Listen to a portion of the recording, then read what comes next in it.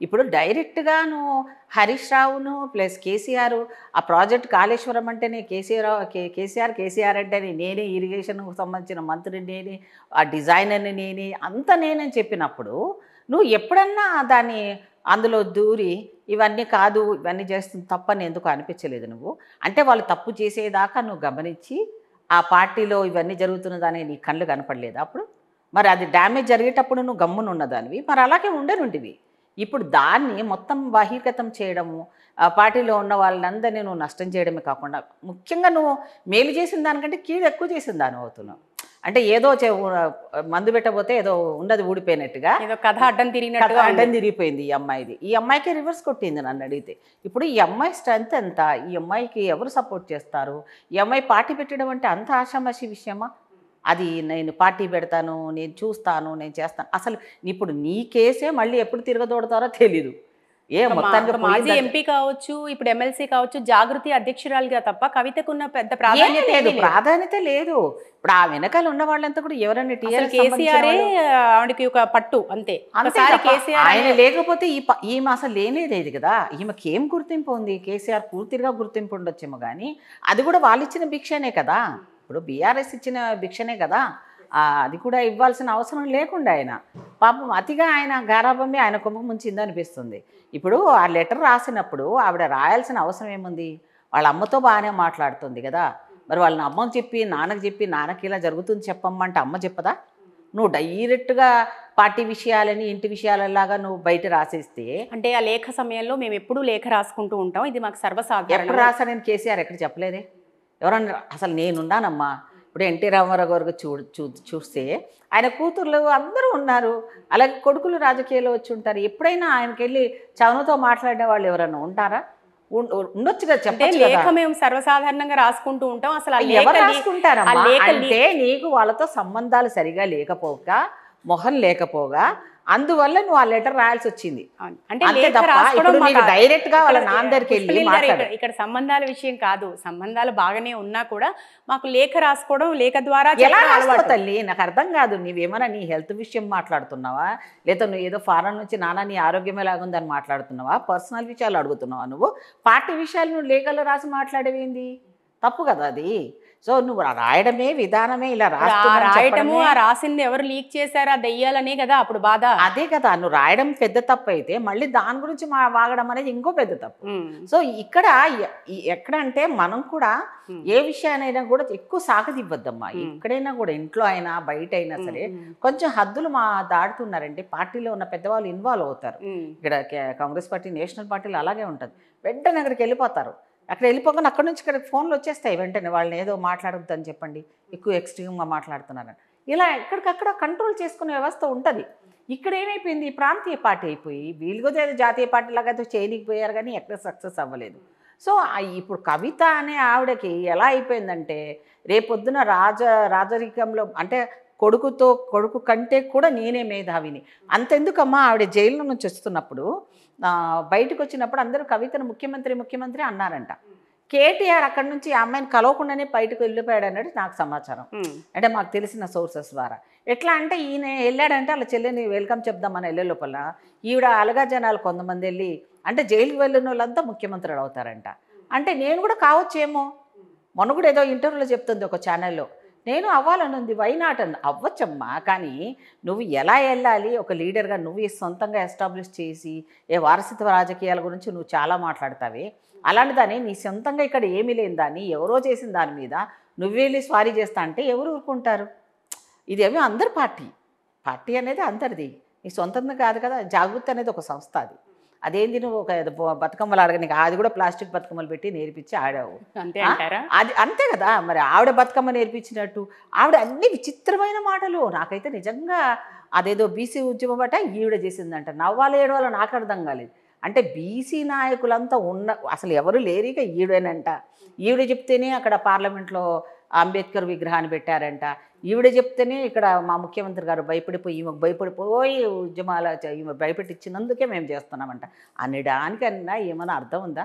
రేవంత్ రెడ్డి ఈరోజు ముఖ్యమంత్రిగా అయిన దగ్గర నుంచి చూస్తే ఏ పనైనా చేసినా కూడా స్వతహాగా ఆలోచించుకొని అందరి క్యాబినెట్ని కూర్పు చేసుకుని పనిచేస్తున్నాడు. మీరు చూసే ఉంటున్నారు, ఎక్కడ వెళ్ళినా కూడా ప్రతి నిర్ణయంలో కూడా అందరూ సమానంగా వెళ్తున్నారు. ఇప్పుడు బీసీలకు సంబంధించిన కుల వర్గీకరణ విషయంలో కూడా ఆయన ఈరోజు ఎంతమందిగా అందరినీ కూడా కలుపుకొని వెళ్ళారు కదా. ఈరోజు కూడా గవర్నర్ దగ్గరికి వెళ్ళి కలుస్తున్నారు కదా. అంటే ఏంటి, ఈ రాష్ట్రంలోనైనా కనీసం అక్కడ కేంద్రంలో జరగకపోయినా పర్వాలేదు, కనీసం రాష్ట్రంలో చేద్దామని ఒక పట్టుదల ఉన్న వ్యక్తులు మనం. కాంగ్రెస్ పార్టీ అంటే అనుకున్నది చేయడం, నష్టం జరుగుతుందా లాభం జరుగుతుందా అని ఆ రోజు తెలంగాణ విషయంలో ఎలాగైతే పట్టుబడి మేము సాధించి పెట్టి ఇచ్చామో జనాలకి, వచ్చిన తర్వాత దాన్ని ఏ రకంగా మాకు అన్యాయం చేస్తారో మనం చూసే ఉన్నాం. కానీ ఈరోజు ఏదో అంటారు చూడండి, ఏదో శాపం తగిలిందండి. నిజంగా చెప్తున్నా, కేసీఆర్ పార్టీకి తెలంగాణ బిడ్డల ఉసురు తగిలింది 100% నేను చెప్తా. ఎందుకంటే ఒక పక్కన దళితులను మోసం చేశావు, తర్వాత అమరవీరులకు న్యాయం చేయలేదు, నువ్వు ఎన్ని వర్గాలను ఉద్యోగాలు ఇస్తానని అన్ఎంప్లాయిడ్ యూత్ని అన్యాయం చేసావు. అందుకే దేవుడు అనేవాడు ఎక్కడో ఉన్నాడు అనుకుంటాం మనం. అందుకనే నీ ఇంట్లోనే మొసలం పుట్టింది. ఇప్పుడు నువ్వు ఎంతోమందిని మోసం చేసి వస్తే, నువ్వు ఈరోజు అన్యాయం చేసి ఒక దళితులను అన్యాయం చేసి ముఖ్యమంత్రి అయితే నీ సీటుకే ఎసరు పెట్టడానికి నీ కూతురే రెడీ అయిపోయింది. ఇక్కడ నువ్వు చేసిందే కదా భస్మాసుర హస్తం ఇది. ఇప్పుడు నువ్వు ఆ ఎమ్మెల్సీ ఇవ్వకుంటుంటే ఈరోజు ఈ పరిస్థితి ఉండేది కదా. ఆ జాగృతి అనేది అప్పుడప్పుడు ఆ దుకాణం ఉంటే ఉండేది, పోతే పోయేది. కానీ ఇప్పుడు ఆ దుకాణానికి ఆ పదవి అనేది ఒకటి ఇచ్చి, అది మళ్ళీ బీఆర్ఎస్ పదవిలో ఉందా లేదా అని కూడా తెలియని ఆమెకి బిడ్డ అంటే మీ ఇంట్లో పెట్టుకో, కానీ ఆమెను ఒళ్ళో పెట్టుకొని ఆమెకి మీ ఎమ్మెల్సీ ఇంకోరికి ఇచ్చినా బాగుండేది కదా. ఆ ఎమ్మెల్సీ పదవి పార్టీలో కష్టపడే వాళ్ళకి ఇవ్వకుండా కూతురికి ఇచ్చాడు. ఆ కూతురు ఇప్పుడు ఏమైంది, భస్మాసురహస్తం అయింది. అవునా కదా. ఇప్పుడు ఆవిడ పెట్టుకున్నా కూడా ప్రాబ్లమే ఉంటుంది. తీయకపోతే కేసీఆర్కే పెద్ద ముప్పు. ఇప్పటికే డ్యామేజ్ చేసేసింది ఆమె. ఈ డ్యామేజ్ని ప్యాచప్ చేయడానికి చాలా అసలు కాంగ్రెస్ పార్టీని ఎంత తొక్కేయాలని చూశాడో కేసీఆర్, ఇప్పుడు ఆయన వాళ్ళే ఆయన వేలితోటి ఆయన వేలిని పొడి చేశారు, కన్నుని పొడి చేశారు. సో ఒక పక్కన మాకు కాళేశ్వరం విషయంలో మేము పట్టుబట్టి ఈరోజు మేము కేసీఆర్ గవర్నమెంట్ చేసిన అన్యాయాలను బయట పెడుతూనే ఉన్నాము, సక్సెస్ అవుతున్నాము అనుకుంటే, దానితోటి ఆ పుండు మీద ఏమంటారు చూడండి, ఏదో పడ్డట్టుగా ఈ అమ్మాయి కారం జల్లినట్టుగా ఈ అమ్మాయి ఈ సమయంలో మంట పెట్టడం అనేది ఒక రకంగా జనాలకు ఇప్పుడు ఎలాగుందంటే హాట్ న్యూస్ దొరుకుతున్నాయి. హాట్ న్యూస్ ఆల్రెడీ ఇప్పుడు కవిత చేసిన, హరీష్ రావు మీద చేసిన కామెంట్స్తోనే హాట్గా తయారైంది పరిస్థితి. ఎందుకంటే అది కమిట్ అయినట్టుగా అయింది. ఎవరైతే ఇంతకాలం గుప్పెట్లో పెట్టుకుని వస్తున్నారు అంటే కాంగ్రెస్ పార్టీ కావచ్చు, అటు బీజేపీ కావచ్చు, కాళేశ్వరం అవినీతి మీద ఎన్ని ఆరోపణలు చేసినా మేము నిజాయితీగా ఉన్నాము అని బీఆర్ఎస్ చెప్తూ వస్తుంది. కానీ ఇప్పుడు కవిత ద్వారా అది కమిట్ అయినట్టుగా ఉంది, నిజంగా అవినీతి జరిగింది. అది ఒక పెద్ద ఆయుధం మీకు, అటు కాంగ్రెస్ పార్టీకి కావచ్చు, బీజేపీ కావచ్చు. దీన్ని ఎట్లా వాడుకోబోతున్నారు? 100% మాకు సక్సెస్ఫుల్గా. ఎందుకంటే ఏదైనా కొన్నాలేనమ్మా, తప్పైనా ఎన్ని రోజులు తప్ప అబద్ధాన్ని నిజంగా చూపించగలరు వీళ్ళు. చాలా ప్రయత్నం చేశారు, ఎంత చేయాలో అంత చేసేసారు. అసెంబ్లీలో నానా హంగామా చేశారు. మమ్మల్ని మాట్లాడినట్లేదు అన్నాడు. గంటన్నర మాట్లాడి కూడా హరీష్ రావు అయితే అసలు మాట్లాడినిచ్చలేదని అన్నాడు.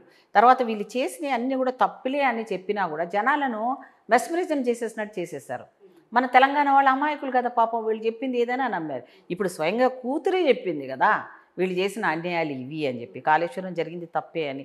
అందుకే ఆఫీసర్లు కూడా అన్నారు, అసలు మా మాట ఏది వినలేదండి, అన్నీ నేనే అన్నాడు కేసీఆర్ గారు, బట్టి మేము తప్పించుకున్నాం, అసలు మాది ఏమి చెల్లుబాటు కాలేదని. సో ఓవరాల్గా ఒక పక్కన దాన్ని ఎలా ఎదుర్కొందామా అని ఆయన పాపం ఫామ్ హౌస్లో కూర్చొని తర్జన అవుతుంటే ఈ అమ్మాయి వచ్చి మళ్ళీ పెద్ద పెంట పెట్టింది. నిజంగా ఏదో అంటారు చూడు, తెలంగాణ బిడ్డలు ఏదేదో అనుకున్నారు, తెలంగాణ వస్తే ఏదో చేసి పెడతాడు కేసీఆర్ అని నమ్మి అనుకున్నాం. కానీ 10 సంవత్సరాలలో మనని ఎంత రాష్ట్రాన్ని కుదించి వేశారో, ఎంత నష్టం చేసేసారో. అసలు కవిత గురించి ఆ నిజామాబాద్లోనే అసలు ఎంత వరస్ట్గా చెప్పుకుంటారంటే, నిజంగా కూడా చెప్తున్నాను, ఈరోజు నేను అనకూడదు, ఒక ఆడపిల్ల రాజకీయంలో రావాలి, కానీ ఈ అమ్మాయి కే ట్యాక్స్ అని పెడతారండి అక్కడ. ఏ పని చేసినానంటే కే ట్యాక్స్ ఇవ్వాలంట అక్కడ. అదేంటి కే ట్యాక్స్ అంటే కవిత ట్యాక్స్ అంటే ప్రతిదీ కూడా అంతే. ఎక్కడ పోయినా ఎవరు వెళ్ళినా నాకేంటి ఇన్ని వేల కోట్ల రూపాయలు. అసలు నువ్వు అప్పుడు మాకు ఏంది, ఆమె ఫస్ట్ చేసిన జాబ్ ఏంటి, ఆ తర్వాత ఆమెకి ఇన్ని వేల కోట్లు ఎలా వచ్చాయి, ఆ తర్వాత ఆమె ఒక ఇంటర్వ్యూలో కూడా చూసాము, ఇది వాచ్ నేను కొనుక్కోకూడదా అని అంటోంది. అంటే ఒక సామాన్య స్థితి నుంచి ఉన్న ఆవిడ ఆలోచనగా అన్ని వేల కోట్ల రూపాయలు సంపాదిస్తుంటే ఏ జనాల ఎవరి డబ్బులు అవన్నీ? తెలంగాణ బిడ్డలు సొమ్ము కదమ్మా. ఇప్పుడు డబ్బు విషయానికి వస్తే మాట్లాడితే కేసీఆర్కి అసలు డబ్బు పిచ్చి లేదు. తన పెళ్లి విషయంలో కూడా చాలా ఇబ్బందులు పడ్డారు డబ్బు కోసం. అలాంటిది ఈ రోజు డబ్బు కోసం అని మాట్లాడుతున్నారు మా కుటుంబం గురించి అని కామెంట్ చేయడం చూసాం మనం. అవును, మరి అలాంటి ఆమె మరి అంత డబ్బులు లేని తన తండ్రి గురించి ఆ రకంగా మాట్లాడడం అనేది తండ్రినే ఇరుకుపెట్టిందిగా. ఇప్పుడు ఒక పక్కనేమో తండ్రి గురించి ఫేవర్ చేద్దాం అనుకుని పోయింది, కానీ ఆ ఫేవరిజం ఏమో ఆయనకే కుంపటి చేసి పెట్టింది. అంటే ఆయన దగ్గర డబ్బులు లేవు, ఆయనకు డబ్బు యాస లేదు, పర్వాలేదు, బాగానే ఉంది. మరి ఎవరు తిన్నారు? నువ్వు తిన్నావు, మీ అన్న తిన్నాడా, మీ బావ తిన్నాడు, మీ సంతోష్ తిన్నాడు, నువ్వే చెప్తున్నావుగా, చెప్పకనే చెప్తున్నావు కదా. అంటే ఇందులో నాకు ఒకటి అర్థమైంది ఏంటంటే, ఈ నాయకత్వంలో పార్టీలో నాకు రేపొద్దున మా నాన్న పగ్గాలి ఎవరికి ఇస్తాడు? నాకు ఇస్తాడా, మా అన్నకి ఇస్తాడా, హరీష్ రావుకి ఇస్తాడా? ఇస్తే మా అన్నకన్నా ఇవ్వాలి కానీ హరీష్ రావుకి ఇవ్వకూడదు అనేది నాకు ఒకటి కనపడింది ఇక్కడ. ఈ సంతోష్ అనేవాడు చాలా నమ్మకంగా కేసీఆర్ని అంటి పెట్టుకొని ఎప్పుడూ ఉంటాడు. సో వీళ్ళు సరిగ్గా ఉన్నారా లేదా అనేది కేసీఆర్ తలనొప్పిగా అనేక సబ్జెక్టులు తెలిసినప్పటికి కూడా ఆయన ఏదో మమకారంతో ఉన్నాడు. ఇప్పుడున్న పరిస్థితి లోపల ఈ బంధు ప్రీతి వలన అనుకుంటే మరీ సొంత పిల్లలే, కడుపులో పుట్టిన పిల్లలతోటే ఈరోజు ఆయన ఎన్ని ఇబ్బందులు పడాల్సి వస్తుంది. కేటీఆర్తో ఒక సమస్య ఎదుర్కొంటున్నాడు ఆల్రెడీ, ఇప్పుడు కూతురుతో ఇప్పుడు పెద్ద పెంట అయ్యేది. బీఆర్ఎస్ లో అంతర్గత స్వయంకృతంలాగా తయారైంది. ఇంతవరకు భయం ఉండేది కేసీఆర్ అంటే, ఆ భయాన్ని మొత్తం తీసిపడేసింది ఈ అమ్మాయి. ఇప్పుడు ఎవడన్నా అలాగా జనాలు మాట్లాడచ్చు. ఆవిడే అంటుంది కదా ఈరోజు కేసీఆరే డబ్బులు తిన్నాడని. మా నాన్న నన్ను అంటారు ఎవరైనా, ఆ సిబిఐ కేస్తుంటే మీరేం ధర్నాలు చేద్దాం, మీరు ర్యాలీ చేద్దాం, నువ్వెందుకు కూర్చున్నావు, నువ్వెందుకు ఇంట్లో ఉన్నావు? అసలు కవిత బయటకు వచ్చిన తర్వాత అంటే ఇష్యూస్ జరుగుతున్నప్పుడు ఎంతోమంది అసలు కేసీఆర్ కుమార్తె అని కూడా చూడకుండా ఎన్నెన్నో కామెంట్స్ చేయడం మనం చూసాం. అవును.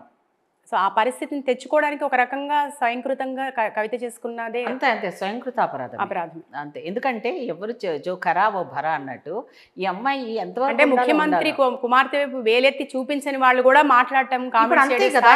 కూతురు అయి ఉండి ఒక లిక్కర్ స్కామ్లు జైలుకి వెళ్ళడం అంటేనే ఆయన తల కొట్టేసినట్టయింది ఫస్ట్ ఆఫ్ ఆల్. రెండవది ఏంటంటే ఇప్పుడు ఆవిడేదో ఉన్నది మూసుకొని ఉంటే ఇప్పుడున్న పరిస్థితుల్లో ఆవిడ ఎంత కామ్గా ఉంటే పార్టీకి అంతా ప్లస్ అయ్యేది.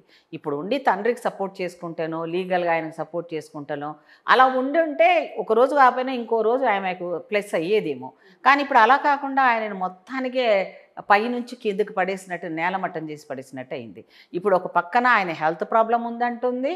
ఆ మధ్య కూడా మనం చూస్తూ ఉంటే టీవీలలో మనం చూస్తూ ఉన్నా కూడా ఆయన పెద్దగా పట్టించుకోవట్లేదు. ఆయనకి ఎందుకు ముఖం మీద వెళ్ళిపోని అనలేడు కదా ఏ కన్న తండ్రి కూడా.